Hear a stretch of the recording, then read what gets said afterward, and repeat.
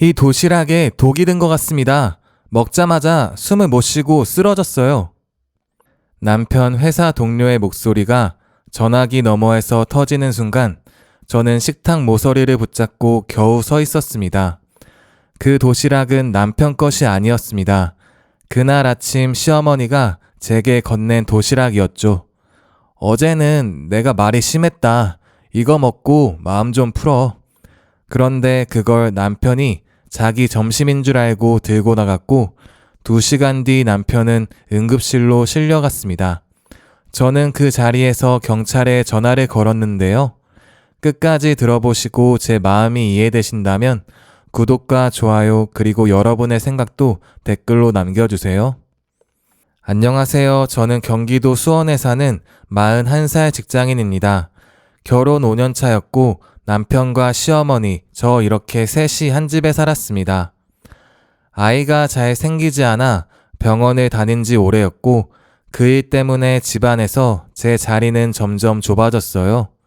시어머니는 대놓고 미워한다기보다 사람을 매일 조금씩 깎아내리는 분이었습니다. 요즘 여자들은 몸도 약하고 마음도 약해. 우리 때는 일하면서도 애 잘만 낳았다. 너가 예민해서 집안 분위기가 이렇게 되는 거야. 그런 말들은 밥상 위 반찬처럼 매일 올라왔습니다. 전날 밤에도 일이 있었습니다.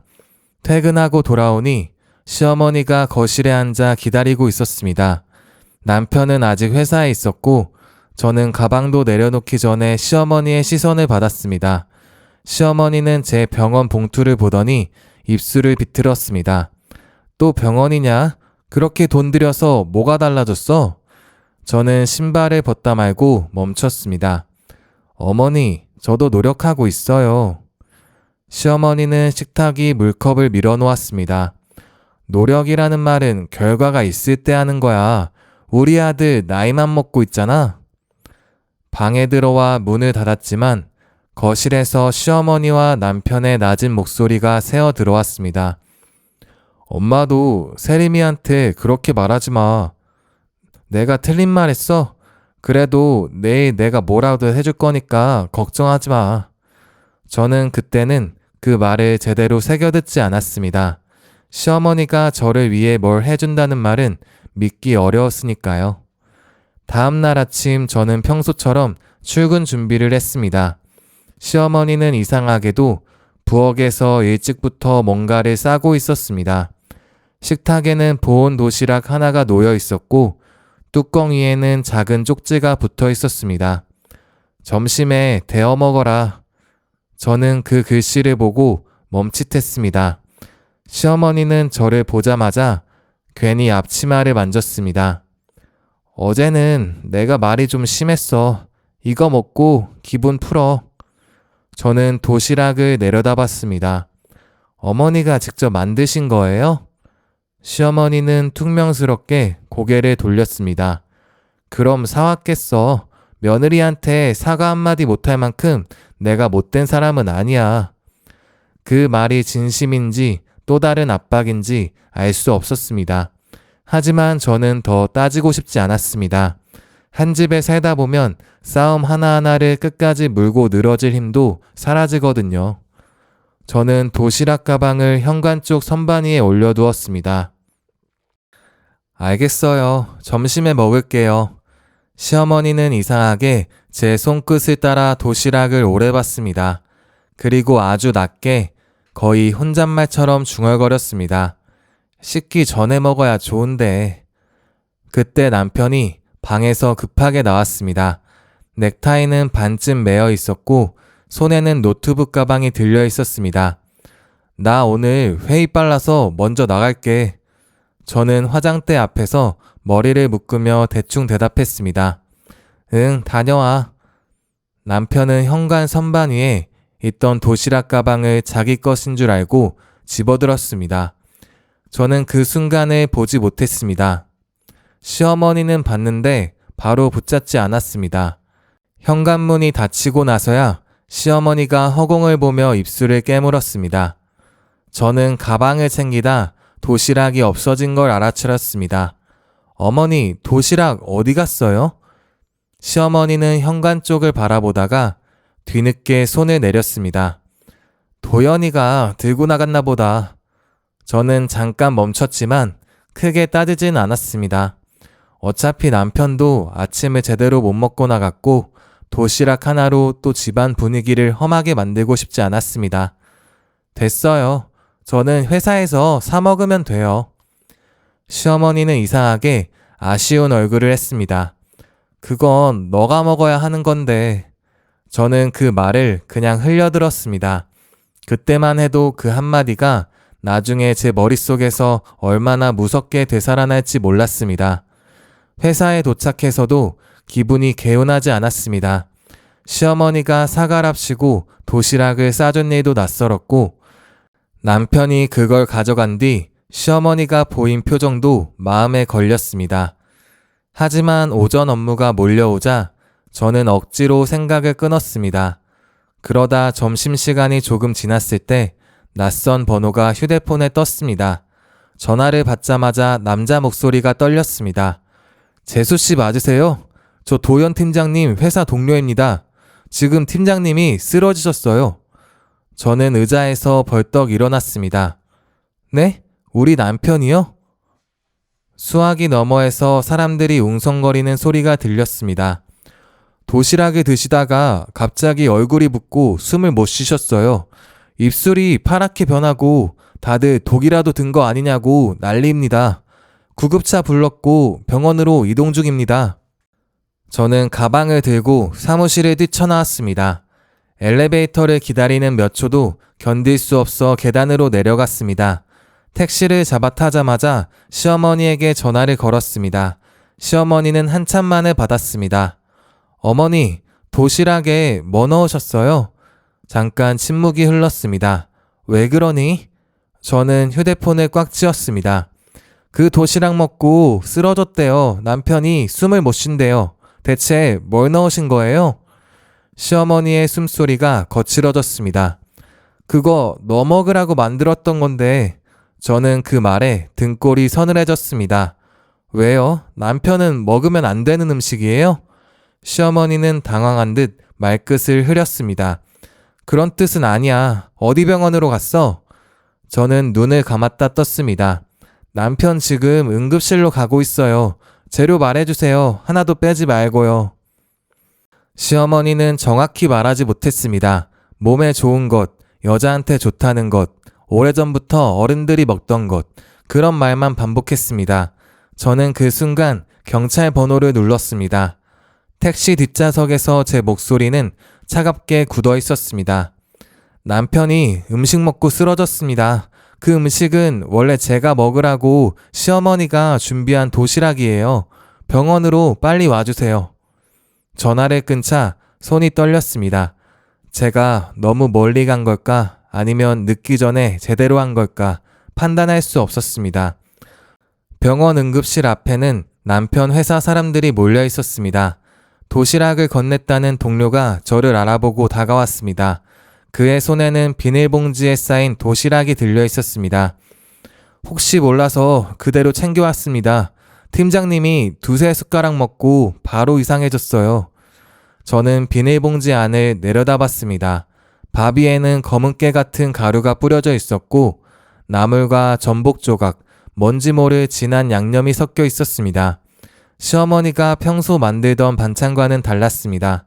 정성스러웠지만 이상할 만큼 낯선 도시락이었습니다. 그때 시어머니가 병원으로 뛰어 들어왔습니다. 시어머니는 저보다 먼저 응급실 문으로 가려 했지만 제가 앞을 막았습니다. 어머니, 그 도시락 왜 저한테 주셨어요? 시어머니는 눈을 크게 떴습니다. 지금 내 아들이 저 안에 있는데 너는 나부터 잡니? 저는 한 발도 물러서지 않았습니다. 그 도시락은 저 먹으라고 준 거잖아요. 남편이 아니고 제가 먹었어야 했잖아요. 시어머니는 얼굴을 일그러뜨렸습니다. 내가 미안해서 준 거라고 했잖아. 어제 내가 말 심하게 해서. 저는 그 말을 믿을 수 없었습니다. 미안해서요? 평소엔 제 몸이 문제라면서요.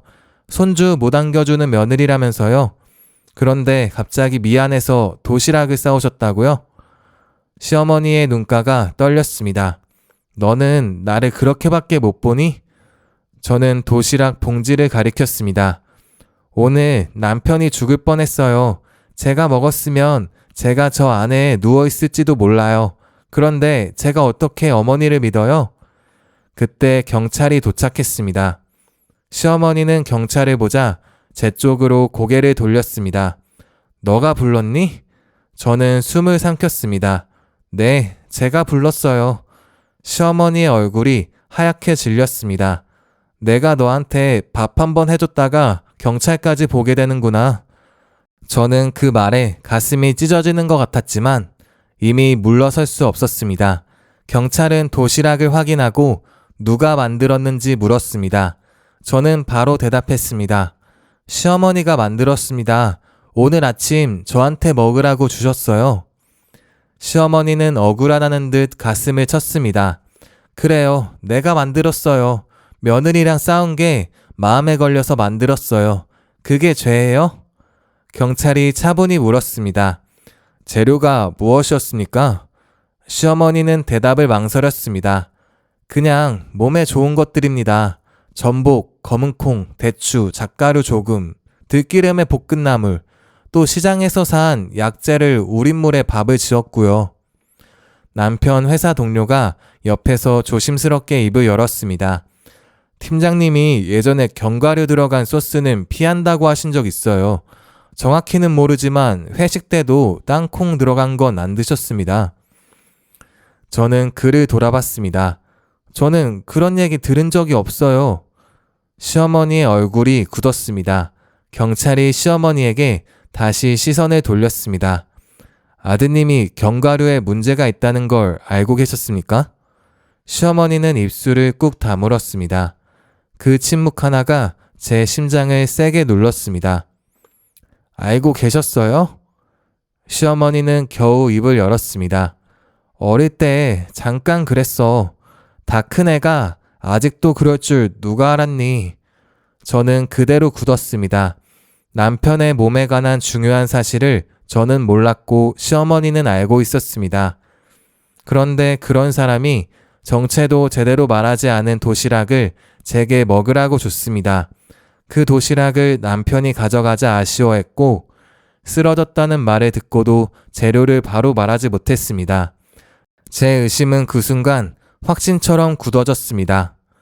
응급실 문이 열리고 의사가 나왔습니다. 고비는 넘겼습니다. 다만 원인을 정확히 확인해야 하고 당분간 경과를 봐야 합니다. 저는 그 말에 힘이 풀렸습니다. 남편이 살았다는 안도보다 제 앞에 선 시어머니가 더 무섭게 느껴졌습니다. 시어머니는 벽을 붙잡고 중얼거렸습니다. 나는 며느리 먹으라고 한 건데 며느리가 먹었어야 했는데. 저는 천천히 고개를 들었습니다. 방금 뭐라고 하셨어요? 시어머니는 당황해서 저를 봤습니다. 아니, 그런 뜻이 아니라. 저는 더는 참지 못했습니다. 제가 먹었어야 했다는 말이잖아요. 그럼 제가 쓰러졌다 했다는 뜻이에요? 시어머니는 손을 내저었습니다. 너 정말 사람 말을 그렇게밖에 못 듣니? 저는 눈물이 올라왔지만 울지 않았습니다. 어머니가 저를 그렇게 만드셨어요. 제가 어머니 말을 믿을 수 없게 만드셨다고요. 응급실 복도에 서 있던 사람들의 시선이 모두 우리에게 향했지만 저는 멈추지 않았습니다. 경찰은 시어머니에게 추가 진술을 요청했고 도시락은 검사하겠다며 가져갔습니다.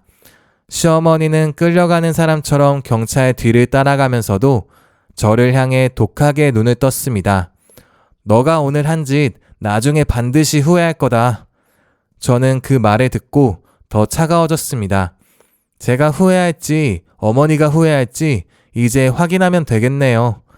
그 순간 우리 사이에 남아있던 가족이라는 얇은 끈이 툭 끊어지는 것 같았습니다. 밤이 깊어지고 남편은 병실로 옮겨졌습니다. 저는 침대 옆 의자에 앉아 남편의 창백한 얼굴을 바라봤습니다. 아침에 그 도시락을 들고 나가던 모습, 시어머니가 아쉬워하던 표정, 전화기 너머의 다급한 목소리, 경찰 앞에서 재료를 숨기던 침묵이 한꺼번에 떠올랐습니다. 누군가는 말하겠죠. 독이 아니면 오해 아니냐고요. 하지만 저는 그날 알았습니다. 사람을 무너뜨리는 건 독만이 아니었습니다. 매일 쌓인 무시와 의심, 숨겨진 말들이 어느 순간 도시락 하나를 사리처럼 보이게 만들 수도 있었습니다. 새벽 가까운 시간 남편의 손가락이 아주 작게 움직였습니다. 저는 황급히 몸을 숙였습니다. 남편은 눈도 제대로 뜨지 못한 채 마른 입술을 움직였습니다. 엄마가 당신 주려고. 저는 귀를 가까이 댔습니다. 남편의 목소리는 다시 끊겼습니다. 미안해서 만들었다고. 저는 그대로 굳었습니다. 그 말이 사실이라면 저는 돌이킬 수 없는 일을 저지른 것일지도 몰랐습니다. 하지만 시어머니가 왜 재료를 숨겼는지, 왜 남편의 알레르기를 말하지 않았는지, 왜 그토록 제게 먹이려 했는지 아무것도 풀리지 않았습니다.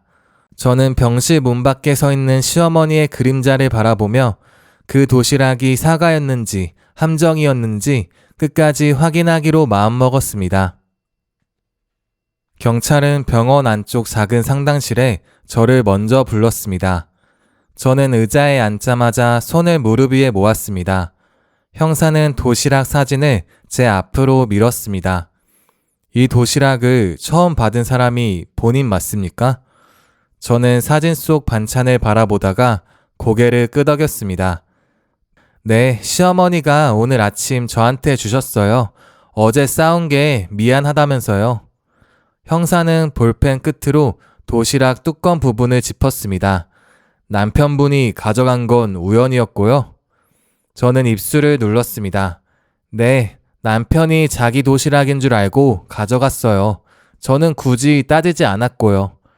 그런데 시어머니는 아쉬워하셨어요. 그건 너가 먹어야 하는 건데 라고 하셨습니다. 형사의 눈빛이 조금 달라졌습니다. 그 말이 걸렸다는 거군요. 저는 고개를 들었습니다. 그때는 그냥 흘렸는데 남편이 쓰러지고 나니까 그 말이 계속 떠올랐어요. 잠시 뒤 시어머니가 들어왔습니다. 문이 열리자마자 시어머니는 저를 보지 않고 형사 쪽으로 걸어갔습니다. 눈은 밤새 울어서 부어 있었지만 입가는 여전히 단단했습니다. 형사는 같은 사진을 시어머니 앞에 놓았습니다. 도시락을 직접 준비하셨습니까? 시어머니는 손수건을 움켜쥐었습니다. 네, 제가 만들었습니다. 며느리랑 전날 다툰 게 마음에 걸려서 밥이라도 먹이고 싶었어요. 저는 그 말에 속이 뒤집혔습니다. 밥이라도 먹이고 싶었다는 말이 이렇게 나올 줄 몰랐죠. 형사가 다시 물었습니다. 재료를 정확히 말씀해 주세요. 시어머니는 한동안 망설였습니다. 전복 조금 넣고 검은콩 밥을 했고 대추 우린 물도 썼고 잣가루를 나물에 조금 넣었습니다. 들기름도 넣었고요. 시장에서 산 약재도 조금 달였어요. 저는 참지 못하고 고개를 돌렸습니다. 어머니, 아침에는 왜 그렇게 바로 말씀 못하셨어요? 시어머니의 시선이 제게 꽂혔습니다. 너가 경찰부터 불렀잖니. 사람을 범인처럼 세워놓고 내가 어떻게 침착하게 말하니? 저는 의자 등받이를 움켜쥐었습니다.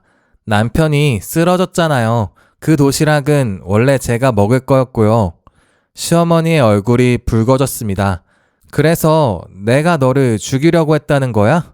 내가 아무리 너한테 서운한 게 많아도 사람 목숨을 가지고 장난칠 사람으로 보였어? 저는 가슴이 세게 뛰었습니다. 어머니가 저를 가족으로 봤다면 제가 이렇게까지 의심했겠어요? 매일 제 몸 탓하고 손주 얘기 꺼내고 제가 이 집에 짐처럼 느껴지게 만든 사람이 어머니잖아요. 시어머니는 처음으로 바로 받아치지 못했습니다.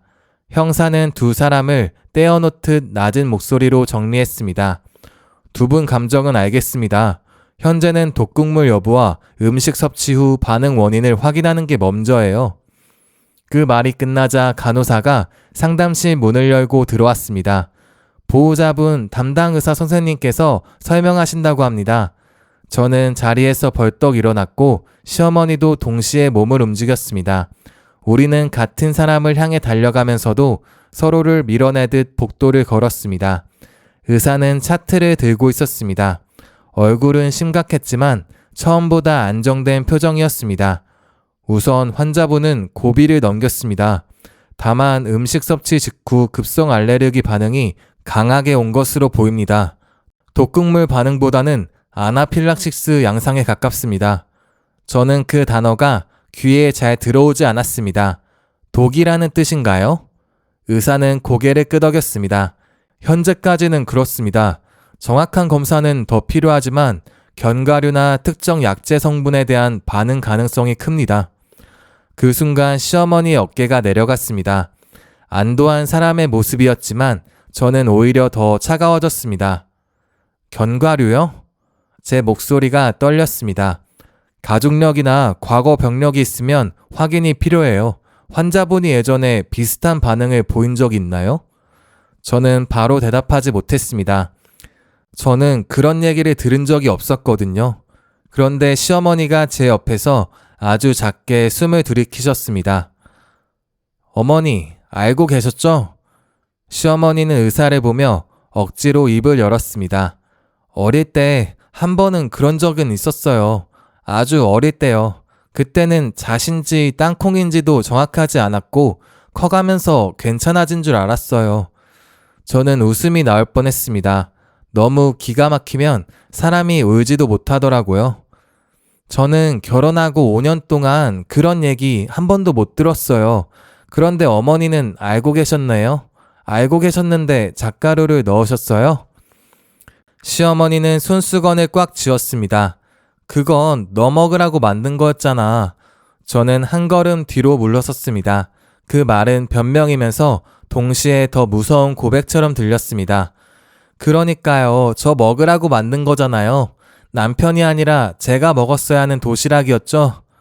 시어머니의 얼굴이 일그러졌습니다. 너는 왜 말을 그렇게 몰아가? 너 몸에 좋으라고 만든 거라니까.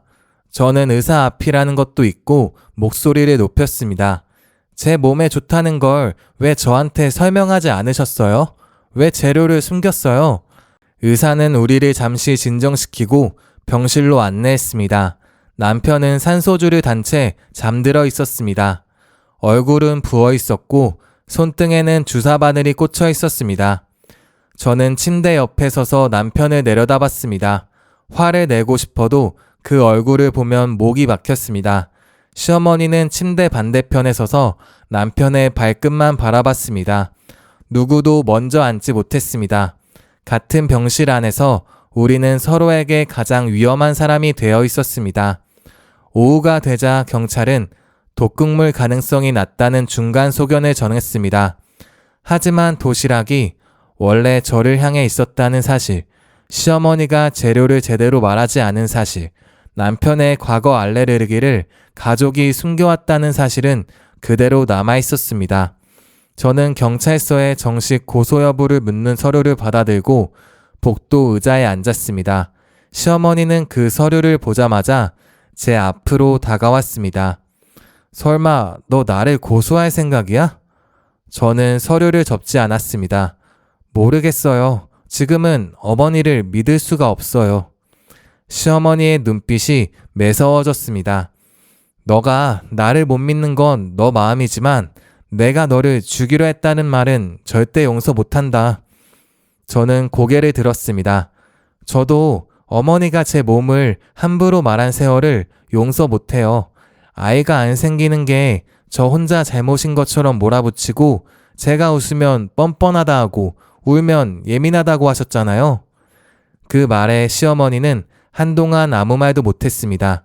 하지만 오래가지 않았습니다. 시어머니는 결국 등을 돌리며 날카롭게 내뱉었습니다. 그래, 너가 그렇게 억울하면 친정 가라. 내 아들이 깨어나기도 전에 나를 죄인으로 만든 며느리랑은 나도 한 집에서 못 산다. 저는 그 말을 기다렸다는 듯 일어섰습니다. 저도 그 집으로는 못 돌아가요. 남편이 깨어나기 전까지 친정에 있을게요. 저는 그날 저녁 친정엄마에게 전화했습니다. 말하려고 입을 열자마자 목이 막혔습니다. 엄마, 나 며칠만 집에 가도 돼? 수학이 넘어 엄마는 아무것도 묻지 않았습니다. 그래, 일단 와. 나머지는 와서 얘기해. 그 한마디에 저는 병원 화장실 칸에 들어가 문을 잠그고 한참을 울었습니다. 그동안 저는 시어머니 앞에서도 남편 앞에서도 회사에서도 괜찮은 척 했습니다. 그런데 친정엄마의 짧은 말 앞에서는 더 버틸 수가 없었어요. 친정집에 도착했을 때 엄마는 현관 앞에서 기다리고 있었습니다. 엄마는 제 얼굴을 보자마자 품에 안았습니다. 밥은 먹었어? 그 말에 저는 또 울 뻔했습니다. 누군가에게는 밥이 사과가 되고 누군가에게는 밥이 의심이 되고 누군가에게는 밥이 사람을 살피는 말이 된다는 게 이상했습니다. 저는 엄마 식탁 앞에 앉아 겨우 몇 숟가락을 삼켰습니다. 엄마는 자세한 이야기를 듣고도 시어머니를 욕하지 않았습니다. 대신 제 손을 잡았습니다. 너가 의심한 것도 이유가 있고 그쪽이 억울한 것도 이유가 있겠지. 그런데 이유가 있다고 상처가 없어지는 건 아니다. 다음날 병원에 갔을 때 남편은 전보다 조금 나아져 있었습니다. 눈을 뜨고 저를 알아봤지만 목소리는 거의 나오지 않았습니다. 저는 침대 옆에 앉아 그의 손을 잡았습니다. 남편은 힘겹게 제 손가락을 눌렀습니다. 당신 괜찮아?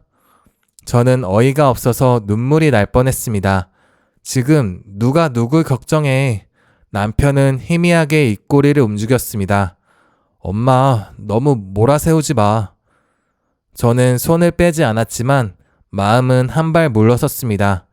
당신은 지금도 어머니 걱정이 먼저야? 남편은 눈을 감았다 떴습니다. 그런 게 아니라 엄마가 일부러 그런 건 아니야. 저는 낮게 숨을 내쉬었습니다. 일부러가 아니면 다 괜찮아져? 당신 알레르기 나한테 말 안 한 것도 어머니가 알고도 재료 넣은 것도 원래는 내가 먹었어야 하는 도시락이었다는 것도 남편은 대답하려 했지만 기침이 먼저 터졌습니다. 저는 간호사를 부른 뒤 한 걸음 물러섰습니다. 더 몰아붙이면 남편이 아니라 제가 무너질 것 같았습니다. 병실 밖으로 나오자 시어머니가 복도 끝에 서 있었습니다. 우리는 잠시 마주봤지만 아무 말도 하지 않았습니다. 저는 자판기 앞에 가서 물을 뽑았습니다.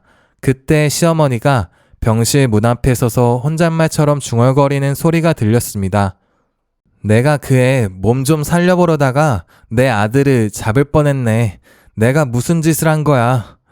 저는 물병을 쥔 채 멈췄습니다. 시어머니의 목소리는 처음 듣는 것처럼 꺾여 있었습니다. 남을 이기려는 목소리도 저를 누르려는 목소리도 아니었습니다. 진짜로 무너진 사람의 목소리였습니다. 그날 밤 저는 친정집 작은 방에 누워 잠들지 못했습니다. 휴대폰에는 남편의 상태를 알리는 병원 문자와 시어머니가 보낸 짧은 메시지가 나란히 떠 있었습니다. 도연이는 조금 안정됐다. 그래도 나는 너를 해치려고 한 적 없어. 저는 그 문장을 오래 바라봤습니다. 믿고 싶었지만 믿는 순간 제가 받은 상처들이 너무 쉽게 지워질까봐 두려웠습니다. 그리고 믿지 않자니 병실 앞에서 무너져 내리던 시어머니의 목소리가 자꾸만 제 마음을 흔들었습니다. 병원에서 남편이 제대로 말을 할 수 있게 됐다는 연락을 받은 아침, 저는 친정집 현관 앞에서 한참을 서 있었습니다. 전날 밤까지도 마음속으로 다짐했어요. 이번에는 누구의 눈물에도 누구의 변명에도 쉽게 흔들리지 않겠다고요. 하지만 병실 문 앞에 도착하자 다짐은 금세 흔들렸습니다. 남편이 눈을 뜬 채 저를 바라보고 있었고 그 얼굴에는 죽다 살아난 사람의 두려움이 그대로 남아 있었습니다. 저는 침대 옆에 앉자마자 바로 물었습니다. 그 도시락 대체 뭐였어? 어머니는 왜 나한테 먹으라고 했고 왜 당신 알레르기는 나만 몰랐던 거야? 남편은 마른 입술을 겨우 움직였습니다. 당신이 알아야 할 말이 있어.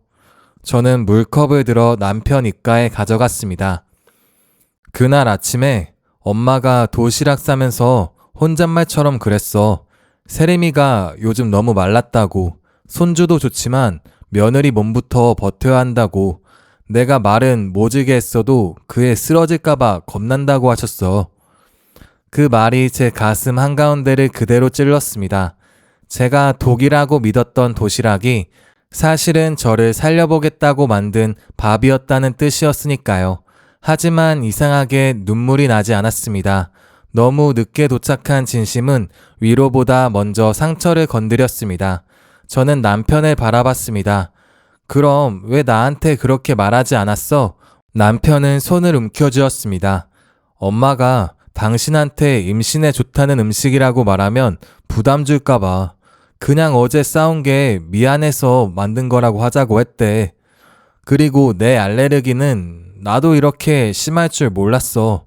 어릴 때 일이라고만 생각했어. 그때 병실 문이 살짝 열렸습니다. 시어머니가 문가에 서 있었습니다. 들어오지도 못하고 나가지도 못하는 얼굴이었습니다.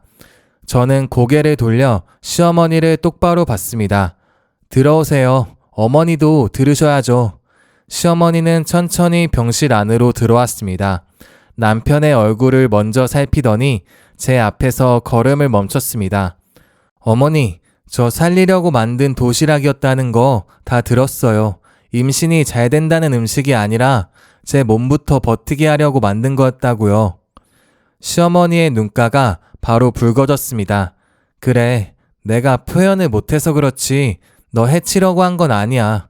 아무리 내가 독해도 그런 짓은 못한다.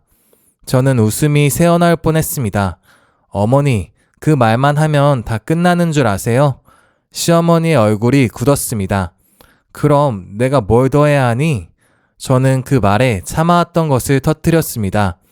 어머니가 저를 걱정하셨다면 왜 매번 제 몸을 탓하듯 말씀하셨어요? 왜 손주 못 낳는 며느리처럼 만드셨어요? 저는 아이가 안 생겨서만 힘든 게 아니었어요. 어머니 앞에만 서면 제가 쓸모없는 사람처럼 느껴져서 힘들었다고요. 시어머니는 입을 열지 못했습니다. 저는 멈추지 않았습니다. 그 도시락이 무서웠던 건 음식 때문만이 아니에요. 어머니가 그동안 제게 쌓아놓은 말들 때문이었어요. 좋은 뜻이었다고 해도 저는 그걸 믿을 수 없게 됐어요. 어머니가 저를 가족으로 대해주셨다면 제가 도시락 하나에 죽음을 떠올렸겠어요? 남편은 침대 위에서 어렵게 고개를 들었습니다. 엄마, 세림이 말 틀린 거 없어. 엄마가 걱정한 건 알지만 그 방식이 세림이를 계속 상처 줬던 거야. 시어머니의 손이 떨렸습니다. 처음에는 화를 참는 줄 알았습니다. 그런데 다음 순간 시어머니의 눈에서 눈물이 떨어졌습니다. 나는 너가 미웠던 게 아니야. 내 아들도 걱정됐고 너도 점점 말라가는 게 보였어. 그런데 내가 그걸 표현할 줄을 몰랐다. 저는 그 말을 듣고도 바로 마음이 풀리진 않았습니다. 이해와 용서는 같은 말이 아니니까요. 저는 병실을 나와 복도 끝으로 걸었습니다. 저는 구석에 있는 의자에 앉아서 두 손을 모은 채 아주 짧게 마음속으로 기도했습니다. 하나님, 제가 오해한 걸까요? 남편이 빨리 회복되게 해주시고 제 상처도 없는 일처럼 넘어가진 않게 해주세요.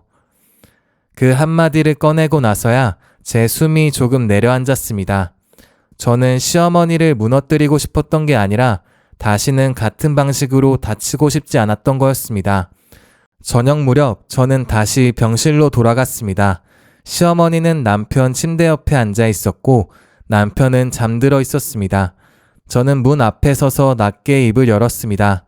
어머니, 저는 고소하진 않겠습니다. 하지만 그냥 넘어가는 건 아니에요. 시어머니는 자리에서 일어났습니다. 그래, 너가 나를 봐줬다고 생각하지 않을게. 저는 시어머니를 바라봤습니다.